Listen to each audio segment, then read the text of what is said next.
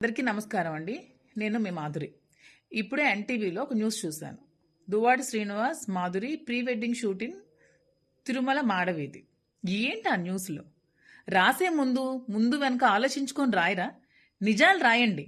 అంతేగాని మీకు తోచింది, మీకు నచ్చింది ఏదో ఇతరుల మీద బురద జల్లాలని ఇష్టం వచ్చిన వార్తల్ని రాయడం అనేది చాలా తప్పు. న్యూస్ ఛానల్స్ అనేవి నిజాల్ని జనాలకు చూపించే విధంగా ఉండాలి కానీ ఇలాంటి చెత్త పనికిమాలిన న్యూస్లు రాయడానికి కాదు న్యూస్ ఛానల్స్ ఉన్నవి. నిజంగా మేము ప్రీ వెడ్డింగ్ షూటింగ్ తీసుకుంటే మీరు రాయాలి. సో ఇదే శారీలో కదా నాకు చూపించారు. శ్రీనివాస్ గారు బ్లూ కలర్ షర్ట్లో ఉన్నారు కదా. శ్రీనివాస్ గారు నేను కలిపి ఈ డ్రెస్తో నేను శ్రీనివాస్ గారితో కలిపి తీసుకున్న ఒక్క ఫోటో అయినా పోస్ట్ చేయండి. పోస్ట్ చేసి అప్పుడు రాయండి ప్రీ వెడ్డింగ్ షూట్ తీసుకున్నామని. ఇష్టం వచ్చినట్టు ఎలా అండి అలా వార్తలు రాసేస్తారు? మీకేది తోచితే ఏది నచ్చితే ఆ వార్త అది పెట్టేయడమేనా? అది యువతల మనసుల్ని ఎంత బాధ పెడుతుందో ఆలోచించినా. ఇది నా ఒక్క దానికి కాదు, చాలా మంది భక్తులు మనోభావాలను దెబ్బతీసే వ్యాఖ్యానాలు చేశారు మీరు. ఇది చాలా తప్పు. ఇలాంటి తప్పుడు ప్రచారాలు మీరు చేయకండి. నేనంటే మీద చాలా చట్టపరమైన చర్యలు ఖచ్చితంగా తీసుకుంటాను. ఇది నిజంగా అయితే మీరు నిజంగా ప్రూవ్ చేయండి.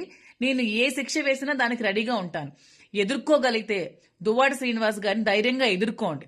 అంతేగాని ఇలాంటి చెత్త న్యూస్లు, పనికిమాలిన న్యూస్లు పెట్టి ఇలా డీఫేమ్ చేయాలని ట్రై చేయకండి. నిజంగా మీకు దమ్ముంటే దువ్వాడ శ్రీనివాస్ గారిని డైరెక్ట్గా ఎదుర్కోండి.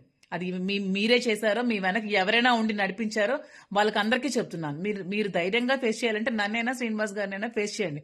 అంతేగాని ఇలాంటి ఫేక్ న్యూస్లు, ఫేక్ వార్తలు పెట్టి జనాల్ని మభ్యపెట్టకండి.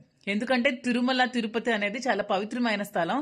దీన్ని ప్రజలు చాలా పవిత్రంగా భావిస్తారు. ఇలాంటి చోట్ల ప్రీ వెడ్డింగ్ షూట్లు అవి ఇవి అంటే వాళ్ళ మనోభావాలు కూడా దెబ్బతింటాయి.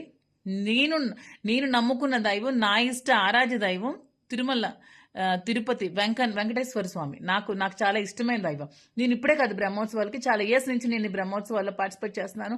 చాలా ప్రోగ్రామ్స్ ఇవ్వడం జరిగింది. ఇలాంటి తప్పుడు ప్రచారాలు చేయడం అనేది చాలా తప్పు. ఇవి మీరు ఖచ్చితంగా బ్యాక్ తీసుకోవాలి. మీరు అపాలజీ చెప్పాల్సిందే. లేదంటే నేను చట్టపరమైన చర్యలు ఖచ్చితంగా ఎన్టీవీ మీద తీసుకుంటాను. నేను కేసు ఫైల్ చేస్తాను.